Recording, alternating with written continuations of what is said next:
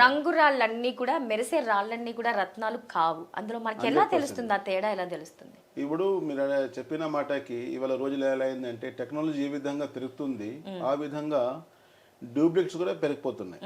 ప్రతి ఒక్క నిజాయితీకి డూప్లికేట్ చేయడం జరుగుతూ ఉంది.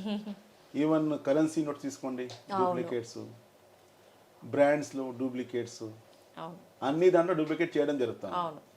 సో యాజ్ యూజువల్ రత్నాల్లో కూడాను చేస్తున్నారు. ఏ విధంగా మనీకి తయారు చేస్తున్నారు, ఏ విధంగా కరెన్సీ నోట్స్కి తయారు చేస్తున్నారు, ఏ విధంగా బ్రాండ్స్కి నకిలీ తయారు చేస్తున్నారు, యాజ్ ఎ సేమ్ మేనర్ రత్నాలు కూడా తయారు చేయడం జరుగుతూ ఉంది. అలాంటిది పెట్టుకోండి. నిన్న చెప్పాను కదా, జీవితం మెరసాలి, లైఫ్లో ముందుకు రావాలంటే దాంట్లో శక్తి ఉండదు.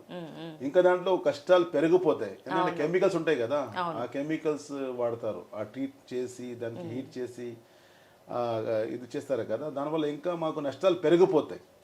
సో జాతి రత్నాలు పెట్టుకుంటే మాత్రమే దీంట్లో రిజల్ట్ ఉంటుంది.